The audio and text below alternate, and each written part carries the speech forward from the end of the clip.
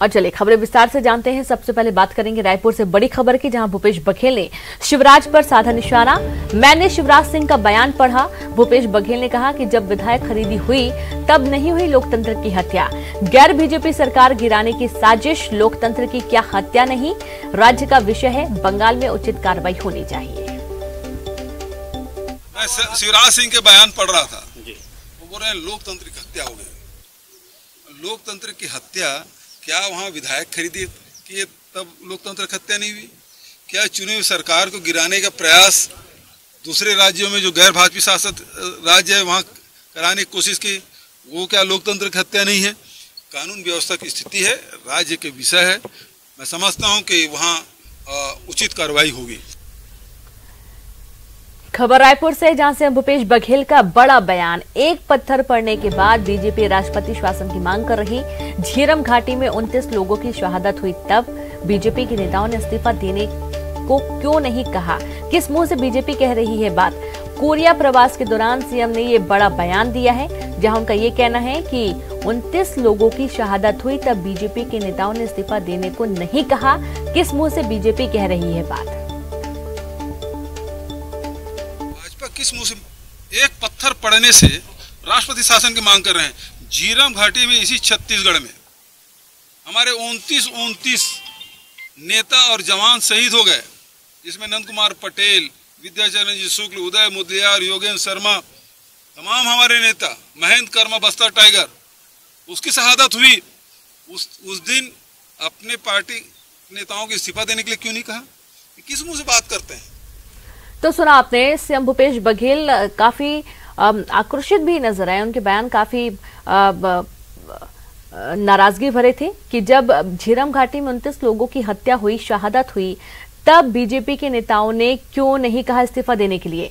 तमाम जानकारी के साथ संवाददाता अवधेश जुड़ गया। अवधेश, बंगाल में जो हमला हुआ, सीएम भूपेश बघेल इस पे काफी नाराजगी भी जताई और सीएम शिवराज सिंह चौहान पर भी निशाना साधते हुए उनका ये कहना है कि झीरम घाटी में जब 29 लोगों की शहादत हुई तब तो नहीं कहा गया कि यहां पर इस्तीफा दिया जाए, राष्ट्रपति शासन लागू किया जाए। बिल्कुल, देखिए, दरअसल बंगाल की घटना को बीजेपी लोकतंत्र की हत्या करार दे रही है और न केवल छत्तीसगढ़ बल्कि देश भर में जहां भी बीजेपी के कार्यकर्ता हैं सड़कों पे उतर के आंदोलन कर रहे हैं, प्रदर्शन कर रहे हैं।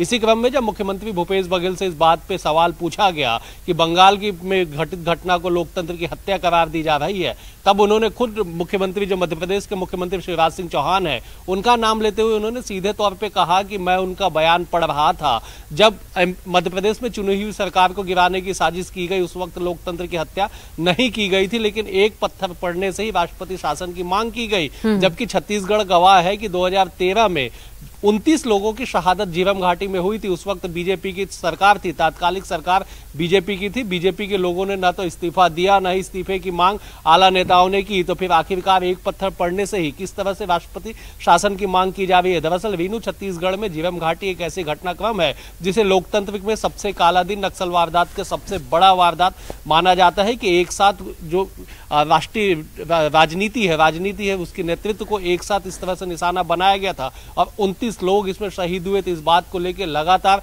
राज्य सरकार केंद्र के खिलाफ आंदोलन भी की और राष्ट्रपति से भी इनकी मुलाकात हुई, सीबीआई जांच की मांग हुई, तमाम तरह की जांच, तमाम तरह की बातों के बाद जब छत्तीसगढ़ की झीरम घाटी घटना ऐसी है जिसका जिक्र हर वक्त किया जाएगा, हमेशा किया जाएगा और यही वजह है कि बंगाल की घटना को लोकतंत्र की हत्या से करार देने के बाद और राष्ट्रपति शासन की मांग किए जाने के बाद मुख्यमंत्री ने करारा पलटवार बीजेपी के उन तमाम नेताओं पे किया है, उन तमाम शीर्ष नेतृत्व पे किया है जिन्होंने राष्ट्रपति मांग की बात कर रहे हैं बंगाल में, और राष्ट्रपति में बंगाल में जिस तरह से स्थिति है उसे काला दिन कह रहे हैं। तो ऐसे में मुख्यमंत्री का हमलावर होना स्वाभाविक है, क्योंकि मुख्यमंत्री ने, छत्तीसगढ़ कांग्रेस ने अपने बड़े नेताओं को और जवानों को खोया है झीरम घाटी के शहादत में, और यही वजह है कि वो दर्द हमेशा कांग्रेसी नेताओं की जुबान पे झलक जाता है। बिल्कुल बिल्कुल, ये हमेशा छलकता है और ये आना भी चाहिए सामने, क्योंकि बहुत बड़ा मामला है। अवधेश, बहुत शुक्रिया आपका तमाम जानकारी के लिए।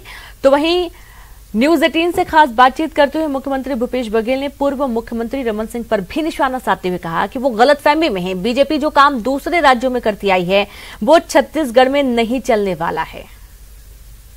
कि कभी भी नेतृत्व परिवर्तन हो सकता है, ये बीजेपी डिसाइड करती है या क्या, इसको किस स्वरूप पे आप देखते हैं? देखिए, रमन सिंह से ये कहना चाहूँगा कि नेतृत्व परिवर्तन भी हो जाए तो रमन सिंह को कुछ मिलना नहीं है। और फिर जहाँ 70 विधायक हो वहाँ नेतृत्व परिवर्तन किस प्रकार से बात है? कांग्रेस की सरकार रहेगी। दूसरे प्रदेशों में जिस प्रकार से थोड़े मार्जिन में वो लोग सौदाबाजी खरीदारी करके कर लेते हैं, वो उसी ये भरोसे में रमन सिंह होंगे तो गलतफहमी में। छत्तीसगढ़ में भारतीय जनता पार्टी के पास केवल 14 विधायक हैं, कांग्रेस के पास 70 विधायक हैं, हम उनसे 5 गुना अधिक हैं। तो वो सपना देखना बंद करें।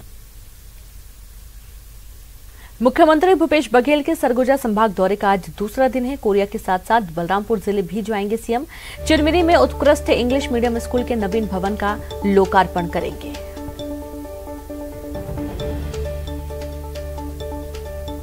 तो कोरिया दौरे का आज दूसरा दिन है। सीएम भूपेश बघेल आज बैकुंठपुर में अधिकारियों के साथ बैठक करेंगे और साथ ही चिरमिरी में नवीन भवन का लोकार्पण भी करेंगे। सरगुजा संभाग का दौरा काफी महत्वपूर्ण माना जा रहा है। यहाँ पर कई विकास कार्यों की सौगात भी आज मुख्यमंत्री देने वाले हैं।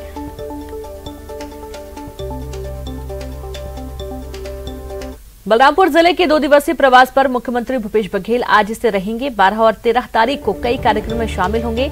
सीएम बघेल इस दौरान कई समाज के प्रमुखों से भी मुलाकात कर उनका हालचाल जानेंगे और जिले को 247 करोड़ 61 लाख रुपए की विभिन्न निर्माण कार्यों का लोकार्पण और शिलान्यास भी करने वाले हैं।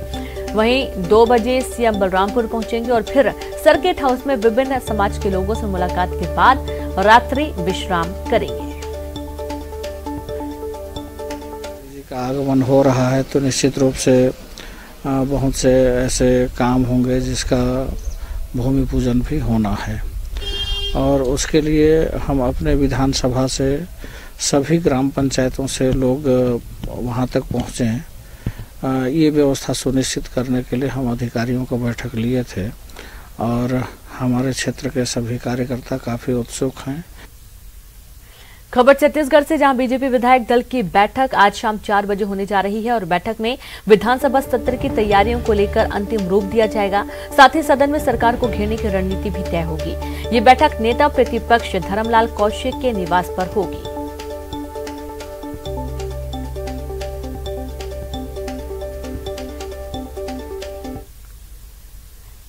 और वक्त एक ब्रेक का है, हम जल्द हाजिर होंगे।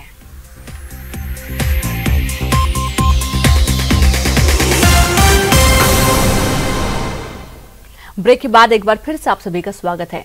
नक्सल क्षेत्र में सरकार के विकास कार्यों की वजह से नक्सली संगठन बैकफुट पर हैं। जिन इलाकों में दिन में चलना मुश्किल था, वहां अब लोग रात में निडर होकर आ जा रहे हैं।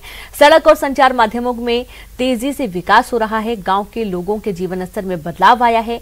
विकास तेज होने से व्यापार बढ़ा तो सुदूर गांव में छिपी प्रतिभाएं भी अब निकल रही हैं।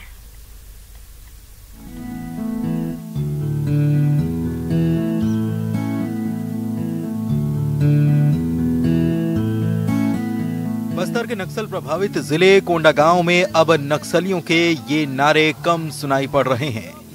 घोर नक्सल प्रभावित इस जिले में अब विकास की गति तेजी से सुनाई पड़ती है।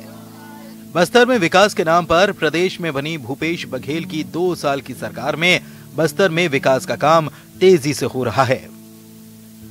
जिन क्षेत्र में दिन में आना जाना मुश्किल था, अब लोग बेखौफ होकर यहां रात में यात्रा कर रहे हैं। सरकार की त्रिवेणी योजना का लाभ कोंडागांव जिले को खूब मिल रहा है, जिसका परिणाम है कि जिले के सुदूर ग्रामीण इलाकों में सड़क के साथ दूरसंचार माध्यम का विकास तेजी से हो रहा है और इसका फायदा लोगों को मिल रहा है। बस्तर संभाग के अंतर्गत सुरक्षा बल द्वारा शासन की एक त्रिवेणी कार्य योजना है, विश्वास, विकास, सुरक्षा। इस कार्य योजना का क्रियान्वयन की जा रही ताकि नक्सल समस्या का समाधान कर सकते। उसी हिसाब से इसका परिणाम काफी सकारात्मक रहा। कई अंदरूनी इलाका में विकास कार्य को तेजी से आगे ले जाने में सफलता प्राप्त हुआ और जनता का विश्वास अर्जित करते हुए जो नक्सल विरोधी अभियान में हमको काफी निर्णायक बढ़त भी प्राप्त हुआ। उदाहरण स्वरूप सुकमा जिला का कोंटा सुकमा सड़क निर्माण है, काफी सालों से चल रहे थे, लेकिन अभी वर्तमान में इसको निर्माण कार्य पूर्ण करके जनता को उसका सुविधा प्राप्त हो रहा है। और इंद्रावती नदी के ऊपर 3 जगह में पुलिया का निर्माण कार्य चल रहा है और कई जो महत्वपूर्ण सड़क है, पल्ली बारसू रोड है, विगत कई वर्षों से बंद पड़ा है, उसका पुनः प्रारंभ करने में हमको सफलता प्राप्त हुआ। कि पहले जहां उनको खुद से पहले एक आदमी जाता था मोटरसाइकिल में या फिर साइकिल से दौड़ के जाता था, स्वास्थ्य संबंधी जानकारी देता था कि भाई हमको एम्बुलेंस चाहिए। अब तो ये है कि कनेक्टिविटी मतलब मोबाइल टावर बन जाने से ये है कि अब फोन पे ही बुला लेते हैं एम्बुलेंस को हो या स्वास्थ्य संबंधी सेवाओं को के लिए, मतलब अब मोबाइल बहुत सहारा हो गया है।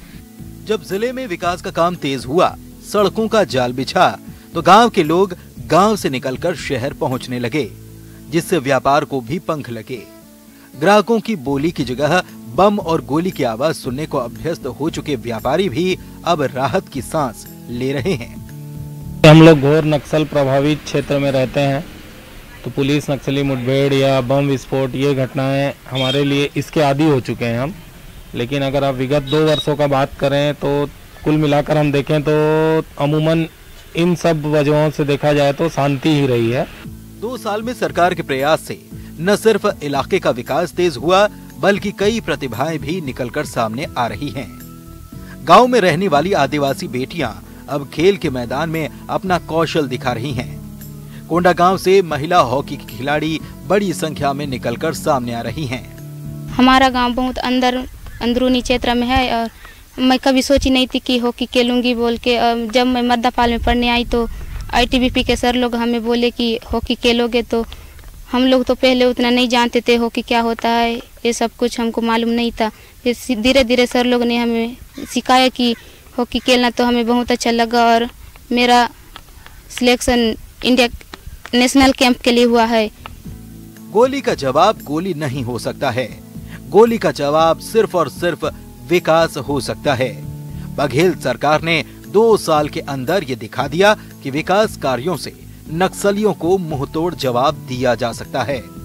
और सरकार के विकास कार्यों का बड़ा असर नक्सल प्रभावित क्षेत्रों में दिख भी रहा है।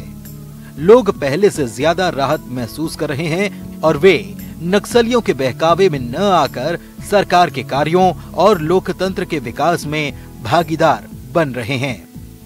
Bureau report, news 18, Chhattisgarh. किसान कांग्रेस प्रदेश अध्यक्ष चंद्रशेखर शुक्ला ने राजनांदगांव में कहा है कि प्रदेश सरकार लगातार किसानों के हितों में काम कर रही है। प्रदेश सरकार द्वारा समर्थन मूल्य पर धान की खरीदी की जा रही है और वहीं किसान की मौत पर कहा कि मामला बेहद ही दुखद है। वहीं इस मामले में राजनांदगांव के सांसद का बयान को अशोभनीय बताते हुए कहा कि देश में भाजपा की सरकार है, वहीं किसान लगातार आंदोलन कर रहे हैं और अपने हक की लड़ाई लड़ रहे हैं।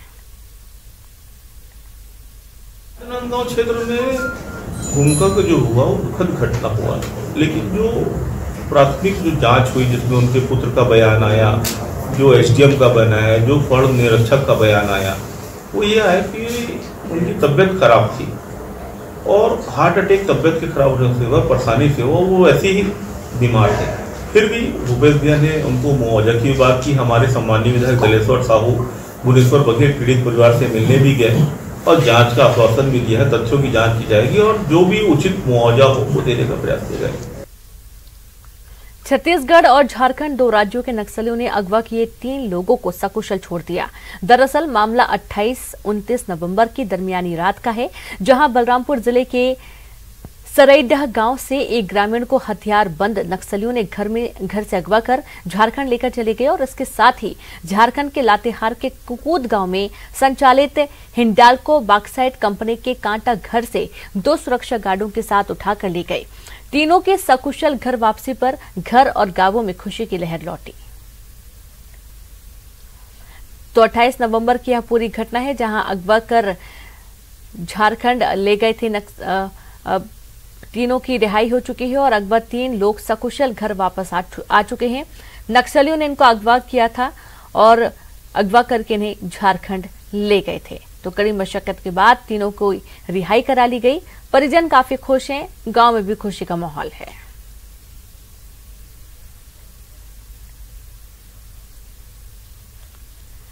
और इसी के साथ इस बुलेटिन में इतना ही। नमस्कार।